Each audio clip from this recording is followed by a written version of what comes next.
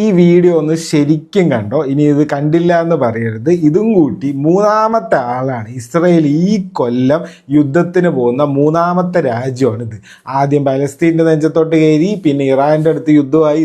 ഇതിപ്പോൾ സിറിയയിലുള്ള അവരുടെ ക്യാപിറ്റലിലുള്ള ഡമാസ്കസ് എന്ന് പറഞ്ഞിട്ടുള്ള അവരുടെ ക്യാപിറ്റലിൽ ഡിഫൻസ് മിനിസ്ട്രീൻ്റെ ആ ഒരു ബിൽഡിംഗ് ആണ് ഇവർ പൊട്ടിച്ചിരിക്കുന്നത്. 80 പേര് മരിച്ചു, എയർ സ്ട്രൈക്കിൽ 80 പേര് മരിച്ചു എന്നും പറയുന്നുണ്ട്. അപ്പം എപ്പോഴും എന്തെങ്കിലും ഒരു കാരണം ഉണ്ടാവുമല്ലോ. അപ്പം എന്താണ് കാരണം എന്ന് ചോദിച്ചാൽ അതാണ് ഇതിൽ ഏറ്റവും മുട്ടൻ കോമഡി. ഒരു കാരണവുമില്ല, പറഞ്ഞുതരാം. സിറിയൻ്റെ സൗത്തിൽ ഡ്രൂസ് മൈനോറിറ്റി എന്ന് പറഞ്ഞിട്ട് ഒരു എത്നിക് മൈനോറിറ്റി ആൾക്കാരുണ്ട്. അപ്പം അവരും സുന്നി ബദോവൻ ഫൈറ്റേഴ്സും തമ്മിൽ ഒരു അടിപിടി നടക്കുന്നുണ്ട് കുറച്ച് ദിവസങ്ങളായിട്ട്. അപ്പം അതിലേക്ക് സിറിയൻ ഗവൺമെൻറ്റിൻ്റെ മിലിറ്ററിയും കൂടെ ഇടപെടാൻ പോകുന്നു എന്ന് പറഞ്ഞിട്ടാണ് ഇവരിവിടെ കൊണ്ട് ബോംബിട്ടിരിക്കുന്നത്.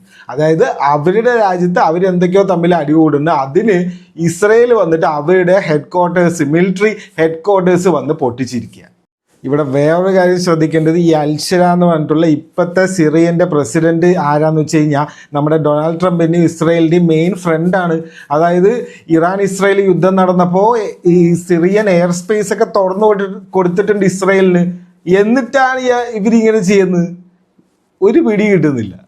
അതായത് കുറച്ച് പേരൊക്കെ പറയുന്നത് ഇവരുടെ ഗോലൻ ഹൈറ്റ്സ് എന്ന് പറഞ്ഞൊരു സ്ഥലം ഉണ്ടല്ലോ, അതും സിറിയൻ്റെ ബോർഡറാണ്. അപ്പോൾ അവിടേക്ക് ഈ പ്രശ്നങ്ങളൊന്നും വരണ്ട, ഈ സിറിയൻ മിലിറ്ററി അങ്ങോട്ട് വരണ്ട എന്ന് പറഞ്ഞിട്ടാണ് ഇവർ ബോംബിട്ടതെന്നാണ്.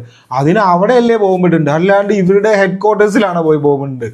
ലിറ്ററലി ഇവർ ചോദിക്കാനും പറയാനൊന്നും ആരുമില്ല. ഇവർക്ക് ഏത് രാജ്യത്തിനും എപ്പോൾ വേണമെങ്കിലും ബോംബിടാം, അത് ഹെഡ് ക്വാർട്ടേഴ്സിൽ.